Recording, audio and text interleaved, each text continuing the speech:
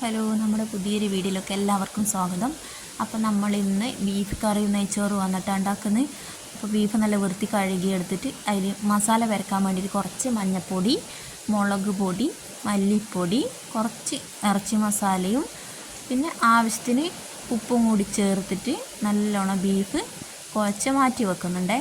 അതിൽ മസാല പിടിക്കാൻ വേണ്ടിയിട്ട് അപ്പോൾ നല്ലപോലെ കുഴച്ച് നമുക്ക് മാറ്റി വെക്കാം.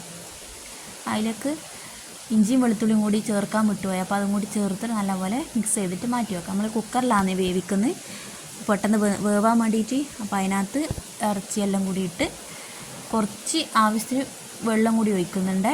കുറച്ച് വെള്ളം കൂടി ഒഴിച്ചിട്ട് നമുക്ക് വേവിച്ചെടുക്കാം. അപ്പോൾ ഒരു 5-6 വിസിലും കൂടി ആകണേ.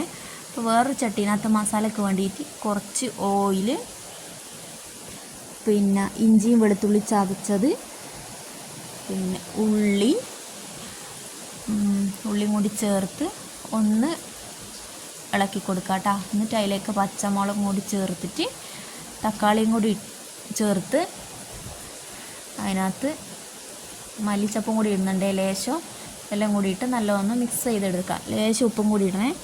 എന്നിട്ട് വേണ്ട മഞ്ഞൾപ്പൊടിയും ഇറച്ചി മസാലയാണ് നമ്മൾ കുറച്ച് അധികം ചേർക്കുന്നത്. അപ്പോൾ ഇറച്ചി മസാലയും കൂടി ഇട്ടിട്ട് നല്ലോണം എണ്ണയിനകത്തുനിന്ന് മൊരിച്ചെടുക്കുക. എന്നിട്ട് കുറച്ച് കുരുമുളക് പൊടി ഇടുന്നുണ്ട്. അപ്പോൾ അതും കൂടി ഇട്ട് നല്ലോണം ഒന്ന് മിക്സ് ചെയ്ത് മാറ്റി വെക്കാം. അപ്പോൾ ബീഫ് വേവുന്ന സമയം കൊണ്ട് നമുക്ക് നെയ്ച്ചോറ് ഉണ്ടാക്കാം.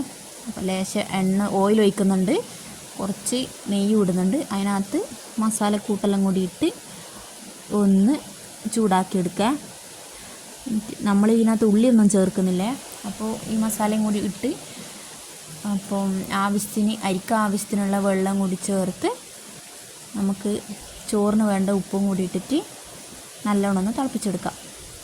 അപ്പുറത്ത് ബീഫ് നല്ലോണം വേവുന്നുണ്ട് കേട്ടോ. എന്നിട്ട് അതിലേക്ക് അരിയും കൂടി ഇട്ട് കൊടുത്തിട്ട് നമുക്ക് ചോറാക്കിയെടുക്കാം. നല്ലോണം മിക്സ് ചെയ്ത് അടച്ച് വെക്കുന്നുണ്ട്. ചെറിയ തീയിലാട്ടാ വേവിച്ചെടുക്കുന്നത്.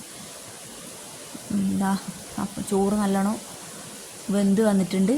നമുക്കിത് ഇറക്കി വെക്കാം. വിസിലടിച്ചിട്ട് വെക്കുമ്പോൾ മൊത്തം തെറിച്ച് വന്നേ. പിന്നെ ബീഫ് നല്ലോണം വെന്തിട്ടുണ്ട്.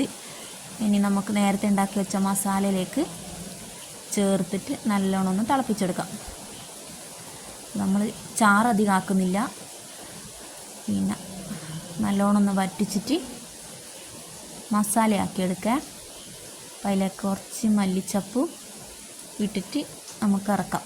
അപ്പം നല്ല നെയ്ച്ചോറും ബീഫ് കറിയും റെഡിയായിനെ. അപ്പോൾ നമ്മൾ ചാനൽ കണ്ടിട്ട് വീഡിയോ ഇഷ്ടമാകുന്നുണ്ടെങ്കിൽ എല്ലാവരും ഒന്ന് സബ്സ്ക്രൈബ് ചെയ്ത് സപ്പോർട്ട് ചെയ്യണേ. ബൈ.